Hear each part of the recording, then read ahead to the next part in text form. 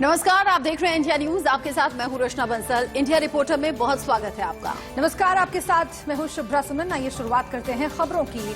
वित्त मंत्री निर्मला सीतारमण ने संसद में बजट भाषण पर चर्चा का जवाब दिया, लेकिन इस दौरान सदन में दामाद शब्द को लेकर सियासी तलवारें खींची नजर आई। निर्मला ने राहुल गांधी के 11 फरवरी के भाषण पर पलटवार किया। वित्त मंत्री इतने पर ही रुकी नहीं, उन्होंने राहुल गांधी के हम दो और हमारे दो वाले बयान पर जवाब भी दिया। उन्होंने कहा, हम दो और हमारे दो का मतलब है 2 लोग पार्टी को संभालेंगे और 2 अन्य लोग हैं जिन्हें संभालना है, यानी बेटी और दामाद। लेकिन हम ऐसा नहीं करते हैं। आप अगर हमसे सवाल पूछ रहे हैं तो आपके कार्यकाल का भी हिसाब किताब होना चाहिए। कुछ ऐसा ही टकराव आज देखने को मिला कांग्रेस और बीजेपी के बीच में। सदन में जवाब देने के दौरान वित्त मंत्री ने बेहद सख्त लहजे में जवाब दिया। उन्होंने राहुल गांधी को डूम्सडे मैन ऑफ इंडिया, यानी देश को नाश करने वाला आदमी तक बताया।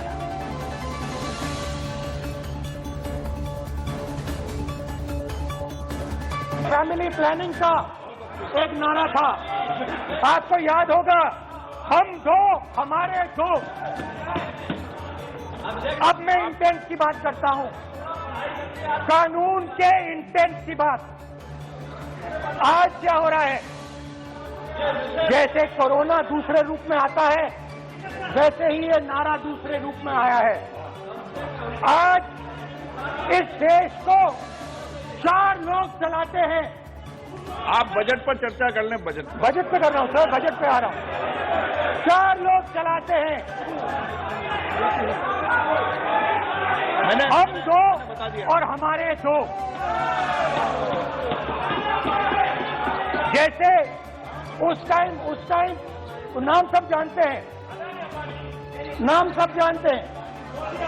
नो आप बोलो, आप डिस्टर्बेंस मत। हम दो हमारे दो। ये किसकी सरकार है? हम दो हमारे दो। क्योंकि छोटा किसान से हम दो हमारे दो के लिए किसान से जमीन हड़पती गए। मैंने सोचा वो खड़े होकर के ये बात बोलेंगे, प्रधानमंत्री जी आपने तो स्मॉल फार्मर्स के ऊपर इतना अच्छा बोल दिया। मैंने मेरे अपना दोस्त से बोल दिया, प्लीज जमीन वापस कर दो फार्मर्स को, क्योंकि हम तो सस्ते में उनसे ले लिया, मगर ये किसान का जमीन है, हम खड़े होना है, राजनीति में है, इसीलिए राजनीति के हमारे परिवार हम और मैं खड़े होना है, आप जमीन वापस कर दो जी। और इधर हाथ करके बोल सकते थे, हम दो हमारे दो में दामाद को मैंने आदेश करके आई हूं कि जमीन वापस करो। नहीं किया, वो भी नहीं हुआ। राहुल गांधी ने सवाल किया तो सरकार की तरफ से जवाब देना लाजमी भी था। वित्त मंत्री निर्मला सीतारमण ने जवाब दिया और वित्त मंत्री निर्मला सीतारमण का एक अलग और सख्त लहजा सामने आया और तेवर दिखाते हुए राहुल गांधी पर उन्होंने पलटवार किया। क्या कुछ कहा, आपको सुनना चाहिए। Scared to think probably he is becoming the doomsday man for India. और हमारे दुख की बात यही है कि ऑपोजिशन जो पार्लियामेंट में स्ट्रांगली पोजीशन लेकर के सरकार को कटघरे में रख के प्रश्न पूछने का रोल करने वाले ऑपोजिशन आज डूम्सडे मैन के नेतृत्व में, और डूम्सडे मैन जो रिपीटेडली अब्यूज करता है। और देखो, और सर मैं ये बात भी बोल रही हूं, was then, no, you can't have this objection, you are bound to answer. Chaudhary जी आप जरा सुनिए, राज्यसभा में, no I'm not yielding, Rajya Sabha में जो पार्टी जिनका वरिष्ठ नेता बजट के ऊपर चर्चा करती है और प्रश्न पूछने के बाद जवाब सुनते हैं, और उस जवाब चाहे पसंद हो ना पसंद हो, एक्सेप्टेबल हो या नहीं हो, फिर वो एक पोजीशन लेते हैं, वो इधर क्यों नहीं हुआ? वही पार्टी राज्यसभा में एक पोजीशन, इधर दूसरा पोजीशन, ये क्या तरीका है सर? तो राहुल गांधी ने जो तल्ख टिप्पणियां की थी सरकार को लेकर, उसका जवाब दिया है वित्त मंत्री निर्मला सीतारमण ने। एक तरफ लोकसभा में निर्मला सीतारमण ने कांग्रेस नेता राहुल गांधी पर पलटवार किया, तो करीब 4 घंटे बाद गृह मंत्री अमित शाह ने सदन से कांग्रेस पर ताबड़तोड़ हमले किए। जम्मू कश्मीर में आर्टिकल 370 हटाए जाने पर अमित शाह ने कहा है कि पीढ़ियों तक राज करने वाले हमसे 1.5 साल के कामकाज का हिसाब मांग रहे हैं, उनको अपने गिरेबान में झांकना चाहिए। इतना ही नहीं, अमित शाह ने विपक्ष को भी नसीहत दी, कहा देश में 2 निशान 2 संविधान नहीं रहेंगे।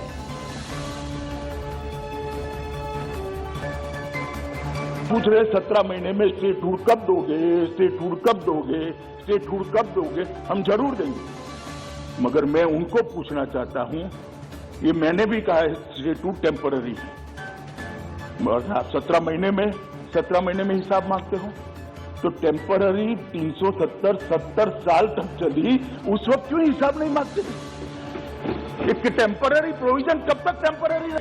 सब चीज हिंदू मुस्लिम है, मैं तो समझता हूं ओवैसी आप, मगर आप देश के अफसरान को भी हिंदू मुस्लिम में डिवाइड कर दे, क्या कंसेप्ट है आपका? एक हिंदू अफसर मुस्लिम जनता की सेवा नहीं कर सकता?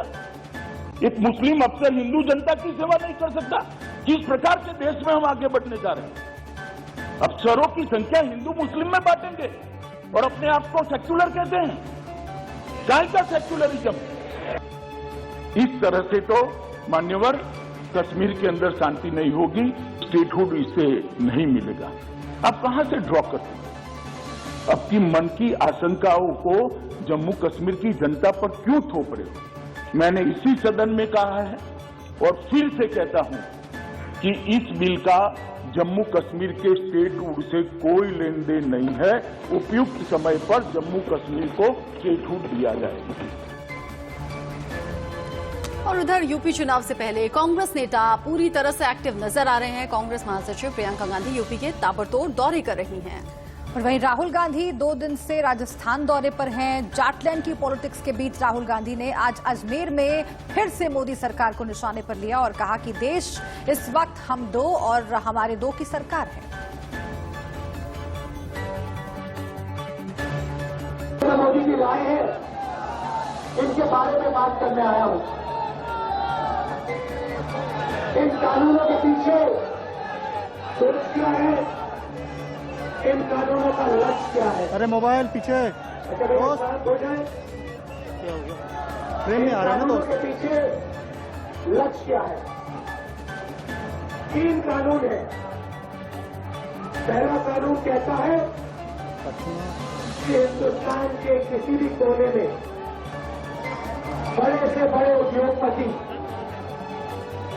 जितना भी अनाज, जितना भी फल, जितनी भी सब्जी खरीदना चाहते हैं खरीद सकते हैं।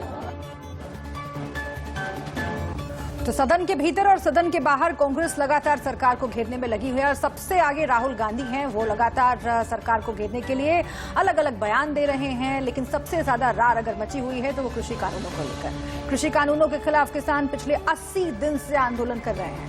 दिल्ली की अलग अलग सीमाओं पर डटे हुए हैं ये सभी किसान और इन 80 दिनों में आंदोलन को खत्म करने और मसले का हल तलाशने की सरकार की सभी कोशिशें नाकाम हुई हैं। दिल्ली की सीमाओं से निकलकर ये आंदोलन अब कई और जगहों पर भी फैल रहा है। किसान घर लौटने को किसी भी कीमत पर तैयार नहीं है।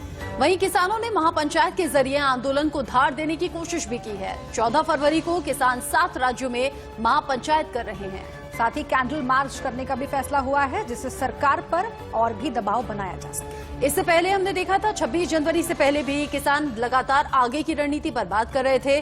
26 जनवरी को ट्रैक्टर मार्च की लगातार जिक्र हो रहा था और उस पर कायम भी थे, उस पर डटे भी रहे। और 26 जनवरी के बाद भी जब लगा आंदोलन खत्म हो रहा है, दोबारा से आंदोलन ने रफ्तार भी पकड़ी और नई धार देने के लिए, रफ्तार देने के लिए किसान लगातार कोशिश कर भी रहे हैं। बिल्कुल, और महापंचायतों के जरिए किसान और ज्यादा समर्थन जुटाने की कोशिश कर रहे हैं। उसमें कामयाबी भी मिलती आंदोलन में शामिल लोगों को दिख रही है। इस बीच दिल्ली में सिंघू बॉर्डर पर क्या हालात हैं, बता रहे हैं इंडिया न्यूज संवाददाता सब्यसाची। में लगातार किसान आंदोलन जारी है और सीधा आपको तस्वीरें दिखा दूं, आप देख सकते हैं कि ये सबसे पहला बैरिकेड है और यहाँ पे दिल्ली पुलिस के साथ स्पेशल फोर्सेस भी मौजूद हैं और लगातार दिल्ली पुलिस 24 घंटे निगरानी कर रही है तीनों बॉर्डर की, चाहे वो सिंगू हो, टिकरी हो या गाजीपुर बॉर्डर हो। और किसान आंदोलन लगातार जारी है और इसी बीच अलग अलग डिस्ट्रिक्ट्स में, जिलों में महापंचायत की जा रही है, चाहे वो राकेश टिकैत कर रहे हैं या संयुक्त किसान मोर्चा भी कर रहा है। और शुक्रवार को संयुक्त किसान मोर्चा ने कहा है कि करीबन 10,000 किसान जो है वो शामिल हुए थे महापंचायत में और आने वाले वक्त में हर जो स्टेट में, हर जिलों में महापंचायत की जाएगी, जिससे कि आंदोलन और भी मजबूत हो। किसान संगठनों का साफ तरीके से कहना है कि जब तक 3 कृषि कानून बिल पूरी तरीके से वापस नहीं लिया जाएगा तब तक वो बॉर्डर पे जमे रहेंगे, वापस नहीं जाएंगे। और वहीं एक आप देख सकते हैं कि जो फोकस शिफ्ट हुआ है, क्योंकि पहले जो 32 किसान संगठन थे पंजाब से, वो ज्यादातर डिसीजन और प्लानिंग कर रहे थे पूरे आंदोलन को लेके, और अभी गुरनाम सिंह चंदूनी जो कि हरियाणा से हैं, राकेश टिकैत जो कि यूपी से हैं, तो पूरा फोकस अभी यूपी और हरियाणा के किसान संगठनों पे है, क्योंकि ज्यादातर डिसीजन मेकिंग अभी जो किसान नेता है जो कि हरियाणा और उत्तर प्रदेश से है वो कर रहे हैं। कैमरा पर्सन अविनाश शुक्ला के साथ Sabyasachi Roy Chaudhary, India News, Singhu border. देश के अलग अलग हिस्सों में किसानों को जोड़ने का काम किसान नेता कर रहे हैं। आज गाजीपुर बॉर्डर पर राकेश सिंह टिकैत वहीं मौजूद रहे और आगे की रणनीति पर फोकस हुआ। क्या कुछ है आगे की रणनीति, किसानों से बातचीत की इंडिया न्यूज संवाददाता जतिन गोस्वामी ने।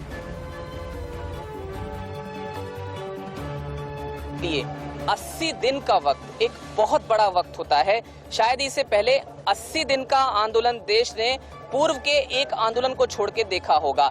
किसानों के भी कई ऐसे आंदोलन हुए जो पूर्व में हुए, जिसमें बाबा टिकैत भी बड़े आंदोलन के हिस्से रहे और वो आंदोलन सफल भी हुए। किसान उसकी कहानी खुद बताते हैं। हालांकि गाजीपुर बॉर्डर पर क्योंकि मैं मौजूद हूं, तो पहले आपको तस्वीरें एक बार दिखाऊं किसान आंदोलन की कि अब 80वें दिन चल क्या रहा है।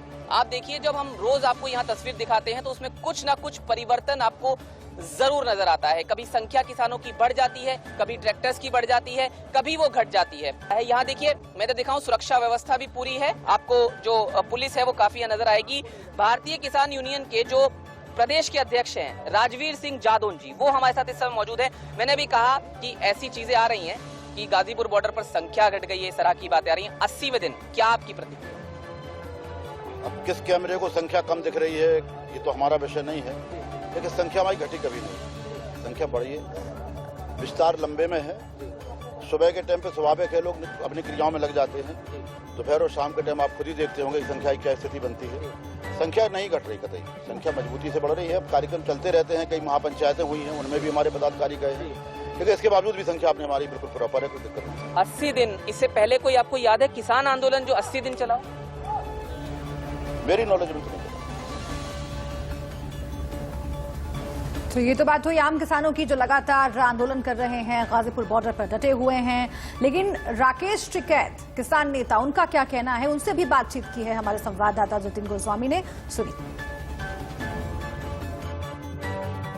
बॉर्डर पर मौजूद हैं सर, मैंने कहा ये पंच नहीं बदलेगा, मंच नहीं बदलेगा, ये तमाम चीजें एक बार मैं इसका मतलब समझना चाह रहा हूँ। आजकल ये ज्यादा चल रहा है, पंच भी वही रहेगा, मंच भी वही रहेगा, थोड़ा मतलब हम समझना।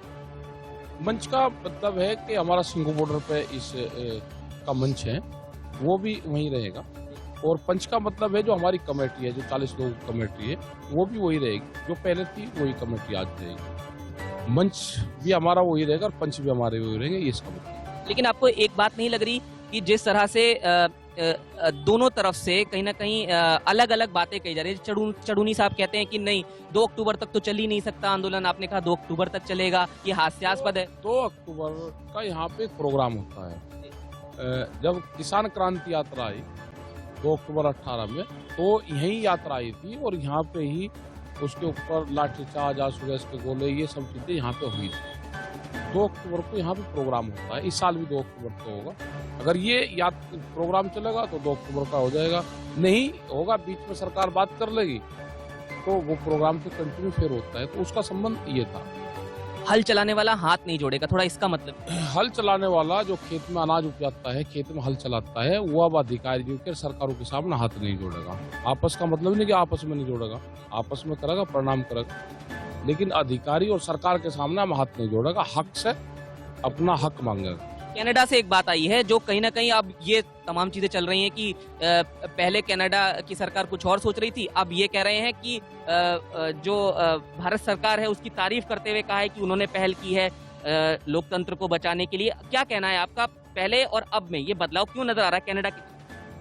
अब पता नहीं, इंटरनेशनल वो पॉलिसी है, वो तो भारत सरकार उस पर वो करे। तो यहाँ पे हम जो समाधान हमारा होगा वो भारत सरकार से और किसानों के बीच में होगा, जो मजदूर है यहाँ का उसका बीच में होगा। ये आम जनता की लड़ाई है। तो राकेश टिकैत ने डोर टू कह दिया कि हल चलाने वाले अब हाथ नहीं जोड़ेंगे, मतलब आंदोलन लंबा चलेगा। एक छोटे से ब्रेक ले रुकते हैं आप।